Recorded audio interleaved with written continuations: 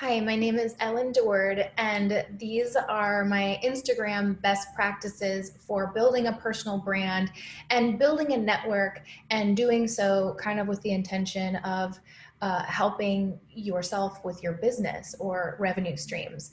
So I should disclaim that I'm not an expert in all things social media, but I have found great success personally in growing revenue and growing my network using social media.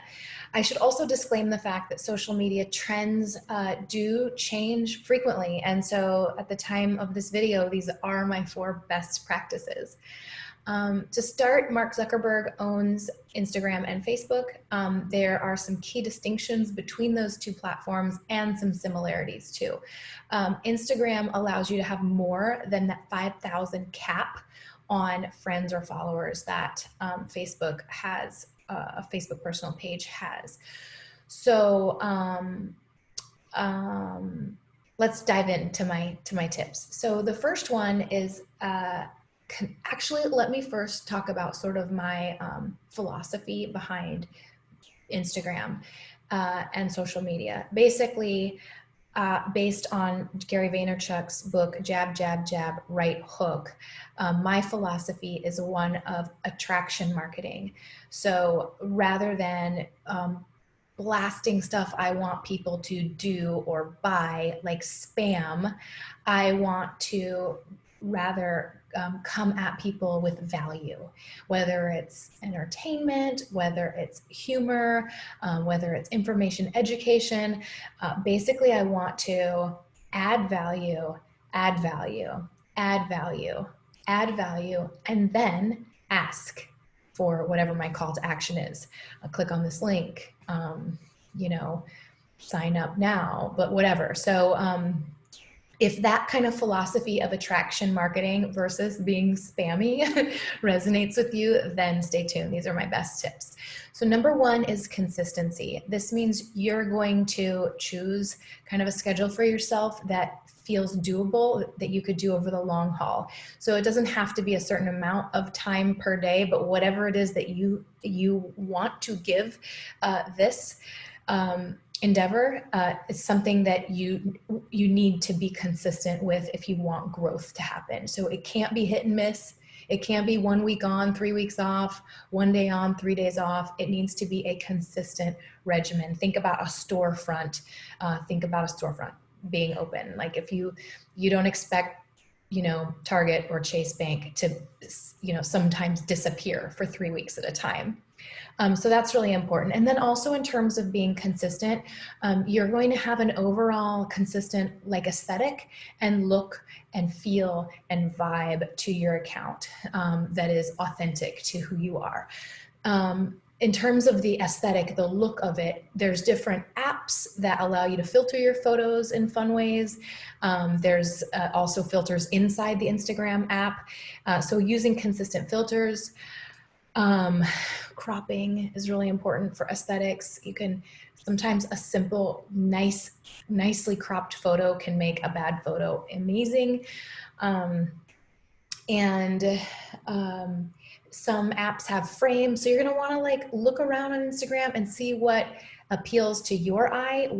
Who do you follow that you like, and then you can sort of pick something similar, like a color scheme or some type of layout. Some people get really carried away and super patterned about their accounts, and that is a good approach too.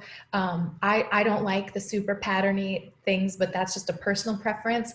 But in any event, you want to be consistent in the way your account looks and the way it reads, how frequently you post, how frequently you show up to engage. Another thing that you can do that can help consistency, like if you know you're going to be busy for a few days, or you have this creative burst and you have a bunch of posts that you want to get out there, or some great photos and some great things to say, you can batch it out in one sitting. So a lot of times when I'm feeling inspired and I have good photographs, I might load up into my drafts so they're ready to post. I might load up 20 posts, and then all I have to do when I wake up in the morning is decide which one, will look aesthetically good, is appropriate, most appropriate for that day of the week or whatever. So that can help with consistency too, batching your content. It's also an efficiency with your time. You can also repurpose your content across platforms, meaning if you create this incredible post on Instagram, put it on your blog, add it to your Facebook account, put it on your Facebook business page, put it on, if you have a great video, put it on YouTube, extract something for Twitter. So definitely repurpose your content is another efficiency and is also another consistency you can develop. Tip number 2 is authenticity. So we're not going to be everyone's cup of tea, but it is really, it's really helpful in terms of the long haul growth that you're being authentically you. When I started this endeavor on Instagram, I wanted to be all things to all people. I wanted lots of followers. And so I thought I need to appeal to everybody. So, when we try to appeal to everybody, we appeal to nobody. So the more I was like, forget that, I'm just going to be me and say the things I want to say the way I want to say them, the more that's when I started to grow. Also, in terms of authenticity, when you are, one of the best ways to show your authentic side, I should say, back up, is through stories. So your Instagram stories are little video clips, or they can be photos, but typically they're video clips, and they last 15 seconds per frame, and then they disappear after 24 hours. So the kind of allure and mystique behind Instagram stories is that it's very like raw and unfiltered. It's like you behind the scenes. And what you put on your wall, your Instagram account page, is like the polished, perfect photo. But your stories are just like, it's not even going to be there the next day because it disappears after 24 hours. So this is where you get to really see the behind the scenes of people's lives. And this is very attractive and appealing. It's like reality TV. It's literally like reality TV. So people consume Instagram stories like they consume TV. Instagram stories get, like, I think the last I heard was 60% more views than timelines do. Because there's a sense of urgency to it. If I don't go look at Beyonce's story, I might not see her brushing her teeth. You might miss something. So whereas people know if it's something on their timeline, it's always going to be there. They can go back and check that anytime. So stories are really great. They're really easy. Don't overthink them. And just that's a great place to be super authentic and real and raw, which is how you attract people like you. You can also save highlights from your stories, and those will remain on. So let's say you do like a dynamite series of Instagram stories that you want to save. Let's say you're a hairdresser. And it's maybe your highlight reel of your favorite, haircuts, and you're saving them in one highlight reel. Or maybe you're a realtor and it's stories that are when you sell a home, and so you have those in a story bank. So there's lots of ways. Maybe you're a personal trainer and it's before and after pictures or something, client before and after pictures or something like that. So or maybe you're just more growing your personal brand and it's a vacation or something like that. But you can permanently catalog those highlights and pick nice cover photos for those highlights on Instagram as well. So tip number 1 was be consistent, having a consistent look as well. Tip number 2 is be super authentic and don't be afraid to use stories. And then this is a really important tip. It's niche down.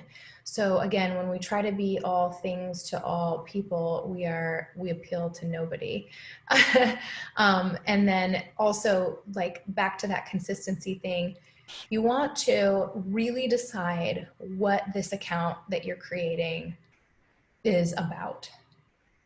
Is it mostly your personal life? Is it a little bit of your personal life and a lot of business? Or is it all business and nothing personal? There's not a right or a wrong necessarily. There's different, I guess, advantages and disadvantages to doing it different ways. I like to have, mine is a little bit of personal life, but not a lot. I don't show pictures really of my kids. Really, I have niched my account down to fitness. Now, there's other things about me that help me attract other people and expand a network, like the kind of dogs I have and the kind of exotic cats I have, and the fact that I have a bodysuit tattoo, and the fact that I'm a watercolor artist. So there's different things about me that are unique about me, and obviously you have similar things that are about you that are unique to you and you alone, that people will find interesting, and that you can connect with other people about those things. So fitness might be what I'm selling, all things fitness, but I might be able to attract people to me because of the fact that I have Weimaraners, and that's what we connect on. So that's really important to know. So, but there still needs to be a primary niche down, way down, niche down to kind of one thing. And for me, for the example, is fitness, whether it's come to my class, come to my event. I sell nutritional supplements. I have an online gym. I teach class at it. So there's different ways in which I want people to consume or purchase or show up for fitness things that I do, but that's the general theme. So when you look at my account, yes, you might see my dogs. Yes, you might see my tattoos or whatever. Yes, you might see in my stories that I'm working on a watercolor. But when you look at the account, it needs to say that one niche down thing, fitness. So what happens when we don't niche down carefully is, for example, I have this incredibly beautiful, handsome, amazing husband, but my account is about fitness. And the people I'm growing it, that's the common thread of, like, that's what they know they're getting. If you look at my account and you read the bio, you know that's what you're getting when you show up and you choose to follow it. So if you're scrolling along one day and you're one of my followers and you just see this like handsome dude, that person might unfollow me because it's not, or like, let's say I take a picture of a shell on a beach because it's beautiful, or a beautiful sunset on the beach because it's beautiful. That's not on my brand. So I might put it in my stories, or I might, go do a tuck jump in front of that sunset and put that on my story. But if I just have like a sunset, or I just put my husband, people will unfollow me when they're scrolling through the feed because they don't know who it is. They're just like, I don't know. I don't mean to follow this guy, or I don't like to follow nature photography, so I'm just going to unfollow.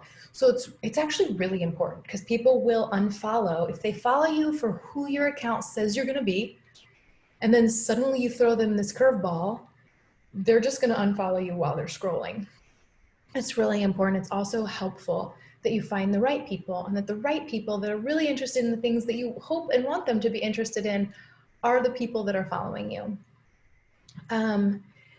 So you can, if you connect your Instagram account to a Facebook business page, you can then make your Instagram account a business account, which you absolutely should do. The business account allows you to kind of marry and synchronize and harmonize those accounts, but it also allows you to run ads.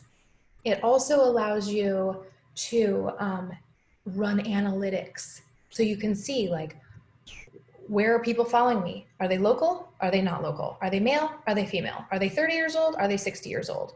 Like, it will give you, when are they consuming my content the most?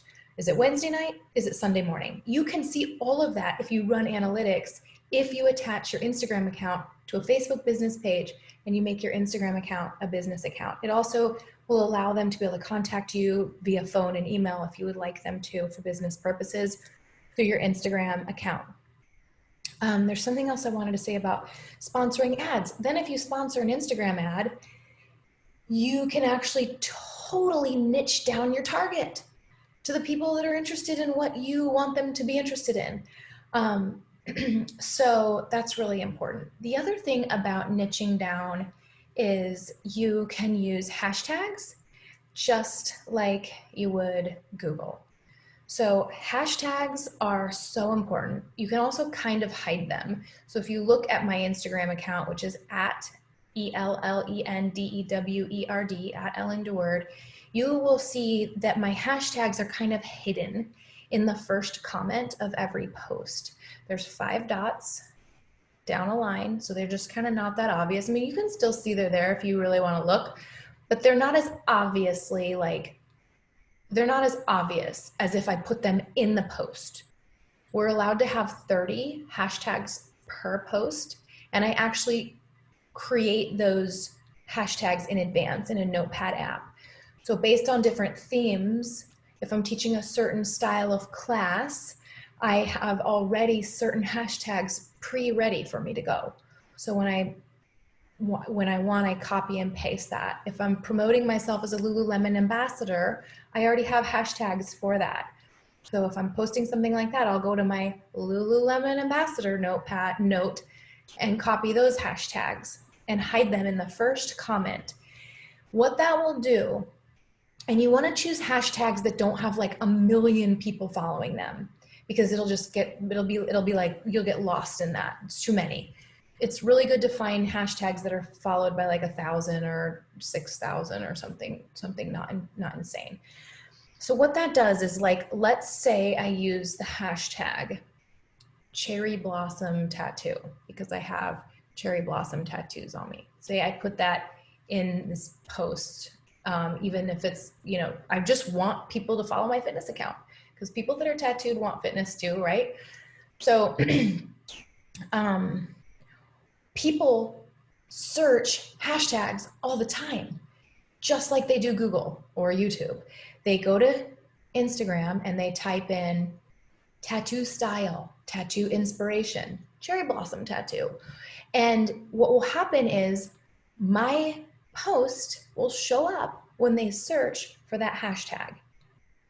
And that's why that's why if I use the hashtag, let's say tattoo, with like 4.4 million people following that, it's just going to immediately get lost. So it's really important. People find me, people will find you if you hashtag well. So don't try to hashtag clever. Some people use hashtags, they're trying to be clever. Like they'll put together a sentence that's funny with hashtags. That's not going to function well. You want to create hashtags that are basically keywords, that are searchable words, that people that would be searching for those will be interested potentially in what you have to provide. Value, value, value. Jab, jab, jab. Value, value, value. That they will be attracted to what you have to offer. So if it's a picture of me doing sit-ups and you can see my Weimaraners, I will hashtag Wymie love. 3 gray ghosts, because they're called gray ghosts. Okay. Anyway, so hashtags work in 2 directions. You can also find people. You can use them to search. You can search hashtags. So depending on what your business is and who you're looking for, you can search for whatever you think keywords will help you find your tribe. And then locations are similar. You can tag a location in your post, and then you can search that location. So if I were to, this is particularly helpful if your business is local geographically and it's not online. So let's say you have a local business and you live in this town where I live, Eugene, Oregon, and you just want to grow your network in Eugene. So you can search locations like downtown Eugene. You can search hashtags rather. You can search hashtags like Eugene business, Eugene small business, downtown Eugene, that kind of thing. You can also search locations. So you could do Sweet Cheeks Winery or Autzen Stadium. And when you when you search, you're going to see everyone who tagged that location. So you always want to tag locations too. It's another way that people can find you. So if you're out for dinner and you take a picture that you're posting, or you're storing at a restaurant, you want to tag that location. Okay, and we talked about sponsored ads, but that main point was niche it down, get real specific about what you do, what types of content you're producing, and who your people are. Who are you looking for? Who is your avatar perfect customer or follower, and how can you find them in hashtags? How can they find you because of your hashtags? So niche it way down. And then finally, the last tip I have is engagement. This is the most important. And for me, it's the most fun. And it's honestly where I can show that authenticity side of myself again. So this is where true connection is made.